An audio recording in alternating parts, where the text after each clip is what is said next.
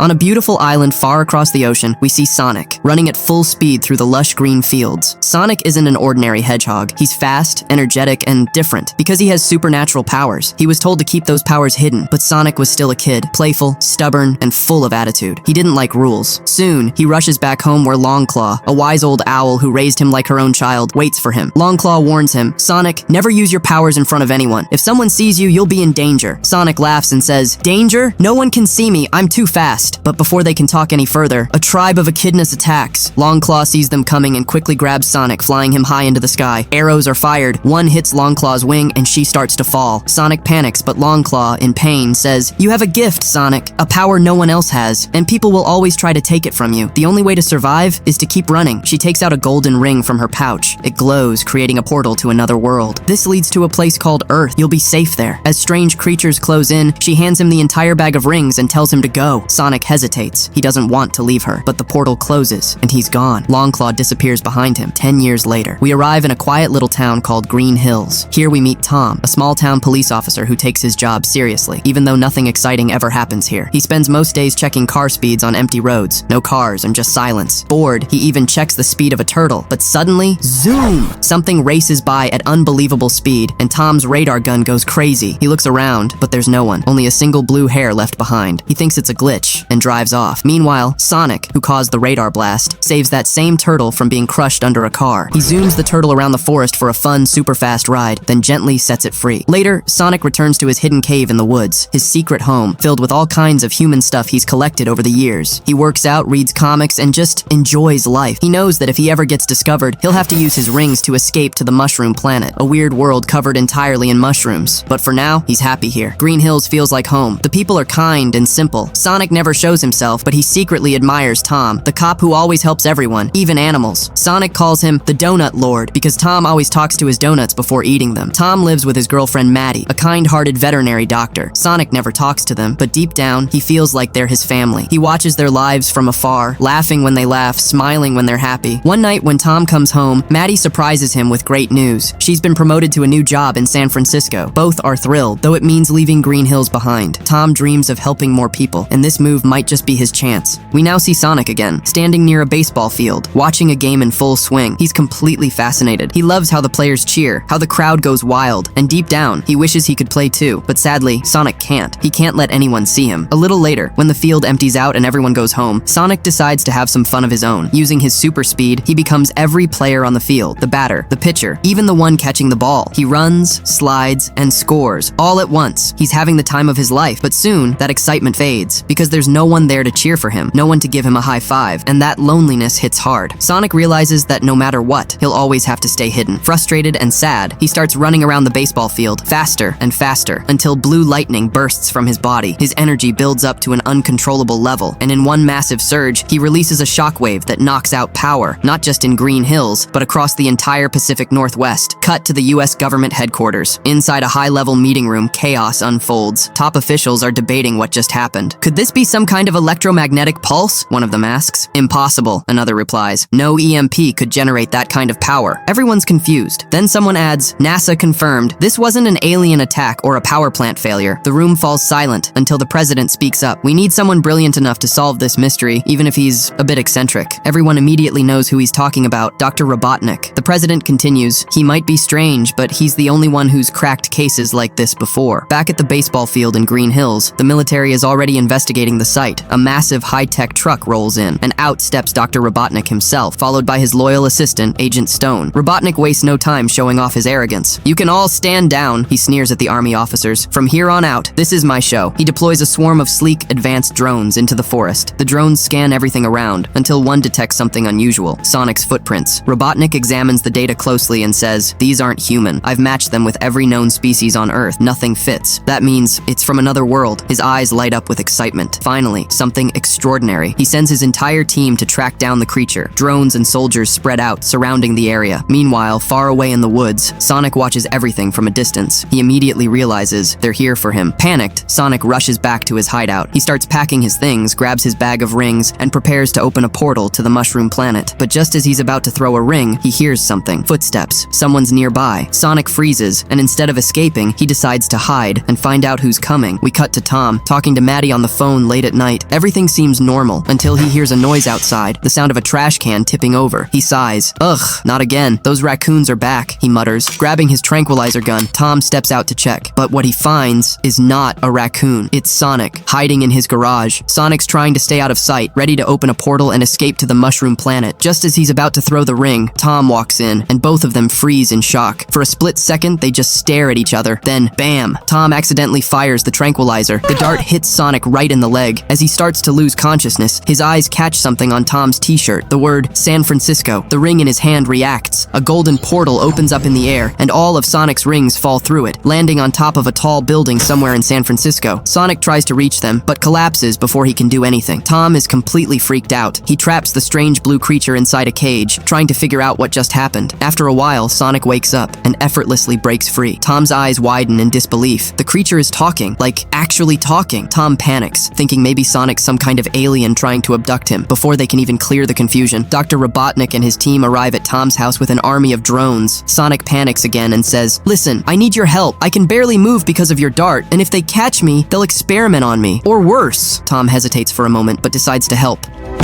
He hides Sonic up in the attic just before Robotnik knocks on the door. Robotnik smirks and says, "I'm here investigating a massive power outage. Mind if I come in?" Tom blocks the door. "Sorry, this is private property." Robotnik smiles wider and sends his mini drones flying inside the house. They start scanning every corner. Sonic, terrified, tries to stay quiet, but accidentally bumps into a table. Crash. Hearing the noise, Robotnik shoves Tom aside and storms in, only to find a raccoon eating cake. Embarrassed, he turns to leave, but then notices something shiny on the floor, a blue hair. His expression changes instantly. He raises his drone weapon and yells, "Tell me where the creature is!" Before Tom can react, Sonic jumps out to protect him. Robotnik gasps, "So it's you, the source of that blue energy!" In that moment, Tom seizes the chance and punches Robotnik right in the face. The evil genius crashes to the ground, knocked out cold, but his drones immediately activate and start firing lasers. Tom and Sonic dive behind the table for cover. Sonic jumps onto one of the drones, spinning like lightning, while Tom grabs a vase and smashes another one down. The drone explodes, and together, they sprint to Tom's truck and speed off into the night. A few moments later, Agent Stone arrives and revives Robotnik. The doctor, furious, screams, "You fool! Why didn't you stop them?" Now, on the open road, Sonic and Tom catch their breath. Sonic says, "Okay, I'm a hedgehog, but I'm kind of in big trouble. My rings fell through a portal onto a tower in San Francisco, and without them, I can't escape to the Mushroom Planet. So, you're gonna take me there." Tom snaps back, "Because of you, I punched a government agent. I'm already in enough trouble." He slams the brakes and yells, "Get out! You can run to San Francisco yourself." Sonic tries, and in a blur, disappears into the distance. But within seconds, he's back. "I don't know the way," Sonic admits sheepishly. "And besides, this is your fault. You tranquilized me." Tom sighs, realizing he's right. "Fine, I'll take you to San Francisco."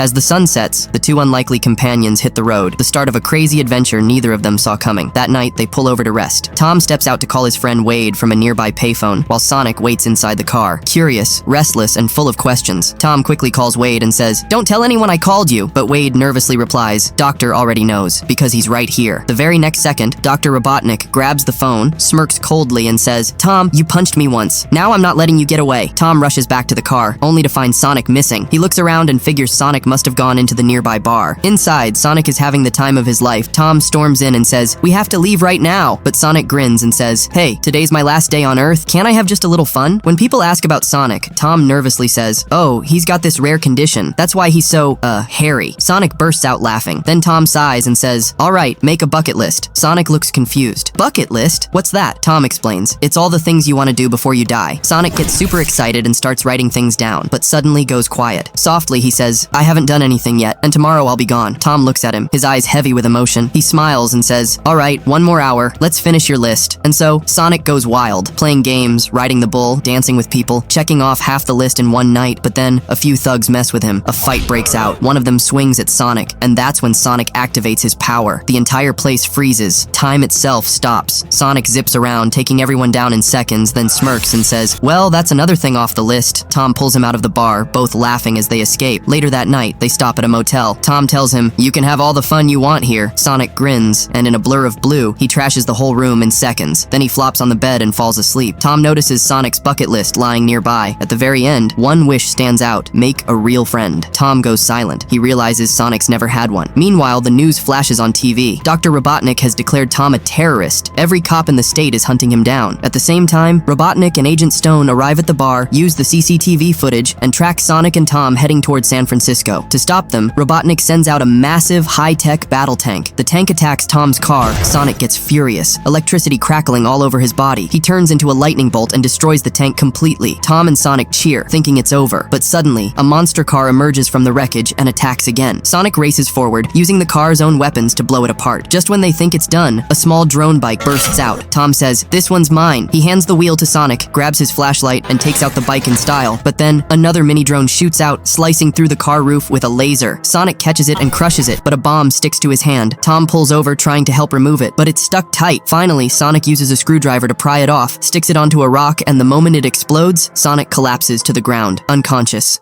Robotnik loses his mind when he realizes Sonic is still alive, but then he finds something. One single blue hair, the same one he took from Tom's house. Meanwhile, Tom takes Sonic to his girlfriend Maddie's place, where she lives with her sister Rachel. The moment Tom walks in, Rachel blocks the door. She yells, "You're not coming in, you're a wanted criminal," but Tom pushes his way inside anyway. Just then, Tom's dog pulls the blanket off the couch, revealing Sonic lying right there. The sight makes Rachel faint instantly. At the same time, Robotnik starts experimenting on Sonic's blue hair. He discovers it contains insane amounts of high-voltage energy, enough to power anything and make it super fast. He connects it to his machines, and suddenly, all his systems start running at lightning speed. Back at Maddie's house, Tom says, "You have to wake him up somehow." Maddie replies, "Tom, I'm a vet. I treat animals. I've never seen anything like this before." But then she uses a human-smelling capsule to revive him, and as soon as Sonic wakes up, he zips around the room at full speed. Maddie freaks out and pulls Tom aside. "What is going on? Who is that thing?" she asks. Tom sighs and says, "I accidentally shot him with a tranquilizer dart. Now I'm just trying to help him. I have to get him to the Transamerica building." Realizing Sonic's life is in danger, Maddie agrees to help because she knows Tom's only doing this to save him. Rachel's daughter, Jojo, sees Sonic's torn shoes and sweetly brings him a new pair. Sonic smiles big, his first real gift from a friend. The three of them hit the road toward the Transamerica building. Once they reach the tower, Tom hides Sonic inside a bag to keep him out of sight. They make it all the way up to the rooftop, where Sonic finally finds his ring pouch. It's time for him to go. Tom and Sonic both get emotional. Sonic doesn't want to leave, but he knows if he stays, Tom and Maddie will be in danger. He opens a ring to the mushroom planet and gets ready to jump. But just then, one ring hits a drone and bounces away. Robotnik arrives, surrounded by his flying machines. He laughs and says, "You're not escaping this time." Sonic quickly thinks of a plan. He pushes Tom and Maddie off the rooftop. Robotnik is shocked, completely frozen for a second. Then he charges at Sonic, activating the same ultra energy powered by Sonic's hair. Robotnik fires energy blasts as Sonic slows down time itself, zipping through the air, dodging bullets, and destroying every single drone in slow motion. But Robotnik's ship is now supercharged too. It's moving as fast as Sonic. He attacks again, and Sonic gets thrown from the building, crashing hard into a tree. Barely conscious, Sonic grabs one last ring and sends Tom and Maddie safely back to Green Hills. Then he hits the ground, motionless. Robotnik smirks, thinking it's over, but Sonic's not done yet. He gathers all his remaining strength, and every single ring around him begins to glow. A fierce chase begins. Sonic versus Robotnik, both moving at blinding speed, both powered by the same electric energy, one fighting to protect his world, the other trying to control it. Sonic couldn't believe what was happening. No one, not a single being, had ever matched his speed before. So how was Robotnik keeping up with him? He quickly pulls out his rings and begins jumping across portals. First racing across the Great Wall of China, then zipping past the pyramids in Egypt. But no matter where he goes, Robotnik stays right behind him. Desperate to slow him down, Sonic whirls up a massive sandstorm, trapping Robotnik for a moment, then throws a ring straight toward Green Hills. He leaps through it, but Robotnik sees him and fires. Following right behind, Sonic crashes hard onto the streets of Green Hills, bruised and exhausted, and Robotnik lands right after him. Hearing the chaos, Tom, Maddie, and the townspeople rush over. Tom shouts, "This is all because of you! Look what you did to him!" Robotnik laughs, "He's just an alien. Why do you even care?" Tom looks him dead in the eyes and says, "He's so much more than that. He's got more humanity than you ever will, and most importantly, he's my best friend." Those words reach Sonic. His eyes open, glowing bright blue. Electricity bursts out of him. He's stronger than ever before. Now he understands. Robotnik's ship was running on his power from that single hair. So Sonic charges up and draws the energy right back out of it. Robotnik panics and fires every missile he has, but Sonic goes into double super speed, dodging every blast and hitting back, smashing through Robotnik's ship again and again. The sky lights up with blue streaks and explosions. Finally, the ship starts to fall apart. Tom grabs one of Sonic's rings, throws it in the air, and opens a portal to the mushroom planet. Sonic smiles, then says, "Time to take a little trip, Doc." He charges up one final time, blasts Robotnik and his ship straight through the portal, and the villain disappears into the world of mushrooms. Sonic laughs. "We did it." Tom and Maddie cheer. Green Hills is safe again. Life slowly returns to normal. Tom decides not to move to San Francisco after all. He stays in Green Hills with Maddie. Together, they start fixing up their home, when suddenly, a limo pulls up. The president himself steps out, thanking Tom for keeping the alien secret. He even hands him a reward and says, "So, can I meet that alien of yours? I won't tell anyone, I promise." Tom smiles and says, "Sorry, he's gone now." He closes the door quietly. But the truth? Sonic never left. He's right there, living with them. Tom builds him a cozy little space in the attic, filled with Sonic's favorite things. Sonic looks around, eyes full of tears. For the first time in his life, he finally has a family. Meanwhile, on the mushroom planet, Robotnik is losing his mind. Surrounded by endless mushrooms, he screams in frustration, but then smirks as he holds up one last blue hair. And just before the credits roll, a portal opens in Green Hills. Out steps a little two-tailed fox, tails him saying, "I've finally found him." And that's where the movie ends.